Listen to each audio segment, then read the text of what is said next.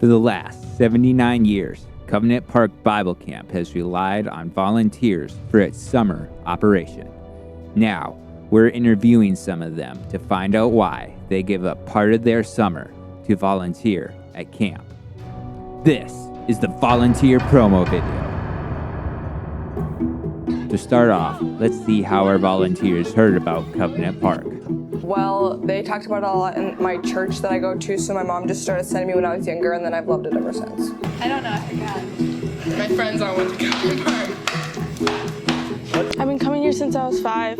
I guess I just was raised up here in camp. There's a lot of things to love about camp, but let's see what our volunteers' favorites are. Well, the U-turn, the skits, and just making all these fun moments for the kids.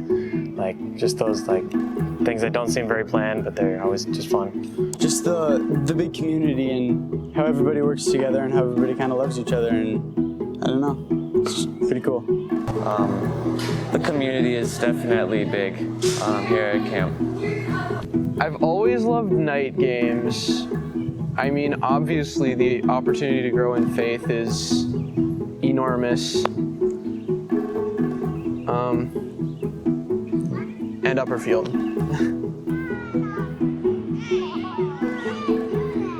Camp has a way of pushing you to your limits and causing you to grow.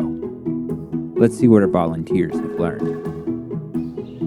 That we all have a lot of different opinions, but we can use that to work together as a team. Don't egg people's cars. Otherwise they make you clean them, and it's not fun. Hi, Finley! Hello! No, come back. I've learned not to sweat the little things and just keep moving, because God is always there, and just keep on pushing through. Camp is a lot of fun and games. Let's see what our volunteers like to play. My favorite game is Capture the Counselor or Capture the Cones or net games, I guess. Speedball. Oh yeah, speedball and upper field. I don't know, but I like the night games a lot. And I like Capture the Counselor. I'd say that one's probably my favorite. Probably King's Corner. And now, we'd like to take a quick intermission to show you this rare footage of a wild lane.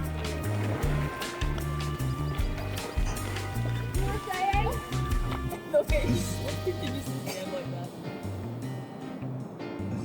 Can you imagine Elaine running at you if you were a turkey?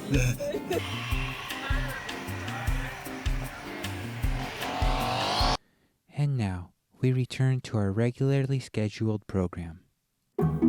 So far, we've heard from our volunteers about how they heard about camp, what they've learned, their favorite thing about camp, and their favorite game. It's been a grueling process, but they're all still standing.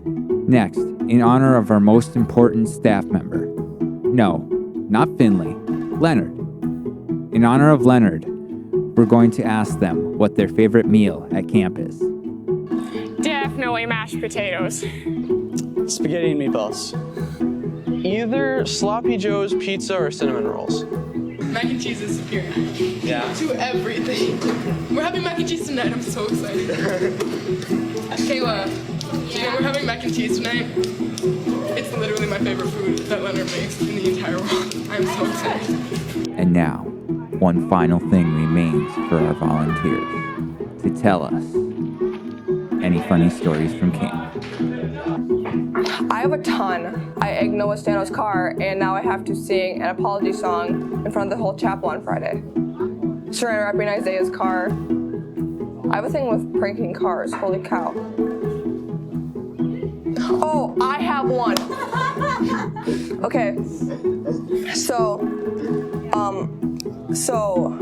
when me and Ellie were on work crew for Trailblazer 2, we were at the outpost and JJ was our boss for the day. And he told us to go get the gas cans from the trail, so we ran back to the dock, and we had our walkies, and Ellie was talking on the walkie, and I was making boat sounds in the back, so he thought that we were on, so it sounded like we were on the boat, and Ellie goes, "He told us to go back on the boat and get the gas cans from the camp, right?" And he goes, "What?" And I go, she's like, we're on the boat, we're about to go get the gas cans, and he goes, no, I told you the gas cans were on the trail. So he started running back to the dock, and then he figured out we were just messing with them. Probably that one. That was a funny story. I have a few, like, one time we threw lemonade into the pond and it had a hole in it, and then the next day we came back and we drank it and it didn't taste like pond water, it tasted like pink lemonade, so yeah.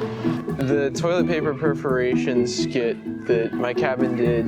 You must get the secret formula for the perfect perforation of toilet paper. For a cabin skit, I was basically just comic relief. Still in here.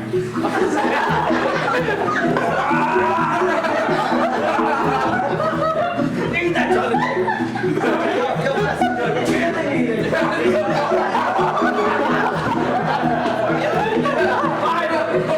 The first week I was on dish crew, we have this small rubber ducky that sits on top of the dishwasher.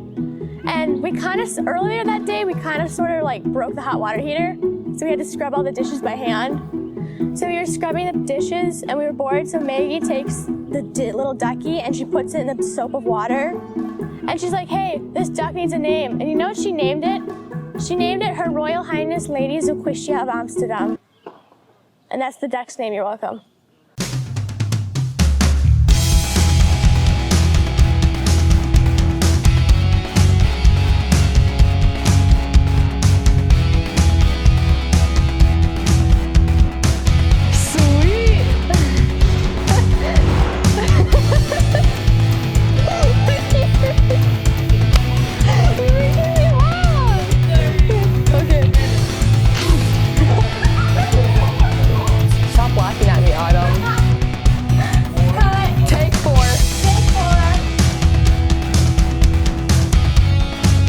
Do you believe that the oppression of other animals by cows is actually happening? Well, yeah, of course. See that? That's because of cows. Distractions. Cows.